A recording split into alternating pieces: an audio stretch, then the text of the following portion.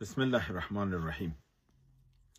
قدرمندو لیدونکو اوریدونکو او ګرانو هیوادوالو سلامونه احترامات مې ومنئ. څرنګه مې چې تاسو سره پرون وعده کړې وه چې پرون ما جهادي خبرونه کافي زیات وو، هغه مې وړاندې کړل. نو نړیوال موضوعات پاتې شول او تاسو مې ویل چې په دې باندې به بیا یو عمومي تبصره لرو، ځکه چې هر ساعت کې حالات په تغیرېدو دي. په 40 ساعتو کې بیا په 48 ساعتو کې خو ډېر زیات بدلونونه راځي او دا بدلونونه نه تنها چې په سیمه اغیزه لري بلکې په نړۍ اغیزه لري او بیا بل خصوص زموږ تاسو په دې سیمه کې په افغانستان باندې ډېر اغیزه لري. د نن په برنامه کې د هر ګوښې یو معلومات شته دی، یعنی هغه فارسی کې ورته وایي چې از هر چمن سمنی، د هر بوټي نه به یو ګل دغه کیږي. دلته نن د لبنان موضوع شته دی، د سوریې شته دی، د ایران شته دی، د افغانستان شته دی، د روسیې شته دی، د امریکې شته دی. دا ټول موضوعات دي. د هندوستان شته دی. دا ټول یو بل پورې تړلي دي، ټول یو بل پورې تړلي. او زمونږ بعضې دوستان دي چې هغوی وایي چې موږ د افغانستان موضوع کې لا نه خلاص، موږ نور نړۍ څه کوو. دا هم درسته خبره نه ده. بعضې وایي چې د ایران سره زموږ څه غرض، دا هم صحیح خبره نه ده. بعضې وایي چې پاکستان سره موږ تاسو د ټولو سره وطن اول دی، د وطن موضوعات به ټول به سره شریکوو، خو د سیمې او د نړۍ په موږ اغیزه لري او د ده لپاره دا معلومات تاسو دوستان سره شریکیږي چې تاسو د نړۍ د لرو هغه پټو معلوماتو نه چې بعضې میډیا کې خو نن سبا رسنۍ کې ټول خلک ګوري، خو بیا هم ډېر داسې معلومات دي چې دوستان نه لرې پاتې کیږي. چون زمونږ کار دغه دی چې روزمره د نړۍ خبرونه تعقیبو دا کیږو چې هلته موږ ته کوم مهم شی ښکاري هغه را اخلو او د دوستانو سره شریکوو. د لبنان په هکله تاسو ته معلومه ده چې اسرائیلو په لبنان باندې دا فشار اچولی دی چې حزب الله به کاملا ختموي، او که حزب الله د ختمه نه کړله نو زه په تا باندې بیا حمله کوم. او د تاسو معلومه چې اسرائیل په تیرو د 10 کلونو کې داسې میاشت داسې هفته نشته دی چې په لبنان باندې حمله ونه کړي. په تیرو 2 کلونو کې خو داسې ورځ نشته دی چې حمله یې نه کړي. همدا اوس هم د لبنان 15 جنوبي حصې چې دي دا د اسرائیلو په قبضه کې دي. او اوس هم په شرط کې هم دا ورته ویلي دي که تا حزب الله ختمه کړله زه ستا دا 15 سیمې چې دي دا درته پرېږدم او بمبارد در باندې نور نه کوم. خو زه یو شی تاسو ته په تعهد سره وایم، لبنان خو لګیا د حزب الله ختمه کی او اسلحه یې ټوله کی. کوم شی چې دام تاسو وایم چې دا ممکنه نه ده نشي کولی. د لبنان د حکومت زور په حزب الله باندې نه رسیږي. نو فلهذا که دا کوشش هم وکړي یو کورني جنګ خواته ځي او کورني جنګ کې هم د اسرائیلو ګټه ده. نو هغه وایي که چېرته اسلحه یې اوچته کړه که نه کورني جنګ ته هم چې لاړ شي زما ګټه ده. نو د ده لپاره دی فشار اچولی ته دې نه اسلحه واخله چې په مجرد یې که فرض وکړه، فرض مثال دوی د حزب الله نه اسلحه واخیستله او حزب الله یې خلص هلاک. تاسو ته دا معلومه ده چې په بله ورځ باندې یو بهانه ورته نیسي، اسرائیل بیرته بمبارد شروع کوي او بیرته دا سیمې ډېر زر نیسي او لا زیات یې نیسي، ځکه چې حزب الله نه وي اسرائیل لبنان په ظرف د 40 ساعتو کې ختموي. دا د حزب الله په مټ دی چې اسرائیل لبنان باندې زی حمله کوي خو د ننوتو جرأت نه کوي، ځکه چې حزب الله قوه د خپله د لبنان د قواو نه هم زیاته ده، هم منظمه ده او هم زیات میزایلو دغه لري. نو دا یوه مسله د سیمې ده چې هلته داسې لوبه روانه ده. دویمه لوبه د هغې په ګاونډي کې په سوریه کې تاسو معلومه ده چې حالات ډېر زیات کړکېچن دي. جنګونه داخلي ډېر زیات شوي دي. د نظام د سقوط مسله منځ کې روانه ده. ایرانیان بیرته د سوریه کې د مداخلې په فکر کې دي چې هلته باید امریکې او اسرائیل ته فشار هلته هم باید پیرا شي، ځکه چې هلته دوی ارامه شول چې په ایران حمله وکړله. روسیه هم په دې فکر کې ده چې د کوم ساحونه چې دی وتې وه او صرف په ترتوس او لاذقه کې د دغې څه بیسونه پاتې وو د روسیې، هغه غواړي چې هغه لا هم پیاوړي کړي او هلته د دغې سره الجولاني سره په خبرو کې شوي دي روسان او د اسرایل سره خبر کې شوی دي چې روسان باید بیرته پر رضایت د دغه طرفین بیرته دلته خپل قوت زیات کړي. دا بدلونونه راغلي. جنگ ساحه په د حکومت په مقابل کې ډیر زیاته شوې ده. هغه مجاهدین چې په دې اوس شکمن شوي دي چې په دې شکمن خو پوه شوي دي چې الجولاني چې دی دا د اسرایلو سړی دی او اسرایلو ته کار کوي، نو هغه په دې شی باندې ډیر ناخوښه دي. نو د همدې اساس باندې د جبهة المقاومت اسلامیه فی سوریه چې اول الباس نومیږي د ابو جهاد رضا په نوم باندې مشر چې اصلي نوم رضا حسین دی، په جنوب د سوریه کې مقاومت جبهه خلاصه کړې ده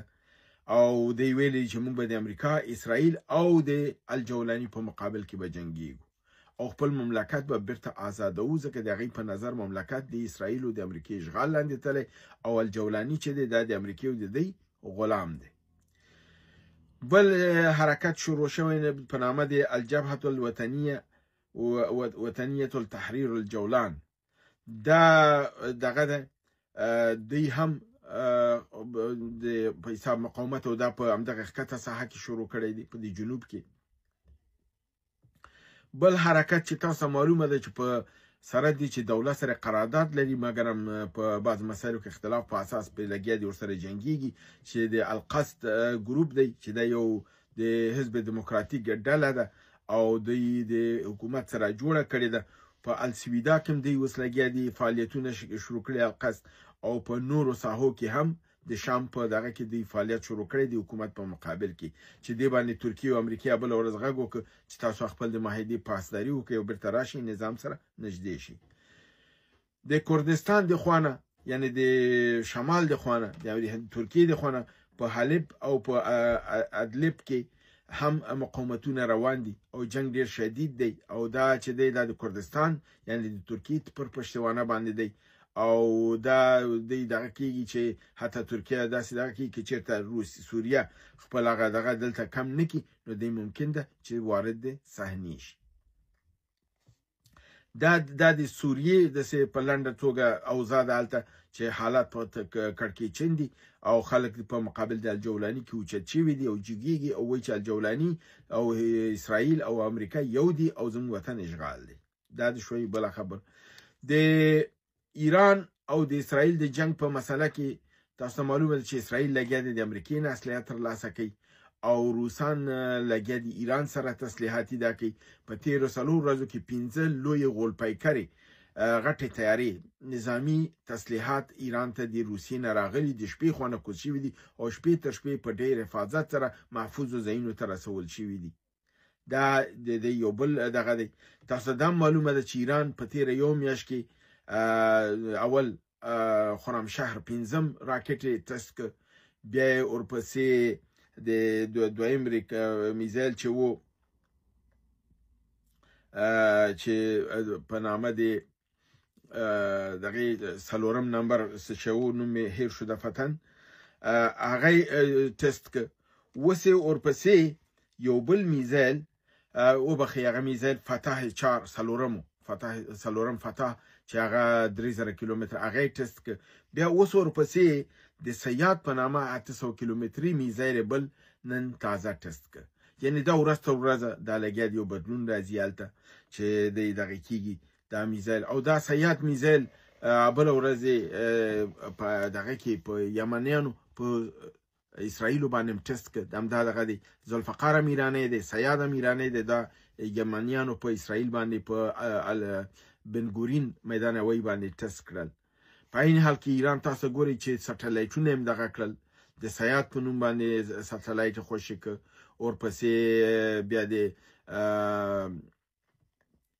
ناهید 2 میزایل ټست ک د روسیې نه او دریم میزایل پارسی 2 دا کېږي. یعنی ایران ډېر په شدت سره لګیا دی دې ساحه کې خپل کار کې خپل قوت کې اضافه کوي تر څو خپل د امنیت لپاره آمادګي ولري او په عین حال کې ایران یو فرمان په اساس باندې یو نوې اداره جوړه کړه په نامه د تشکیل د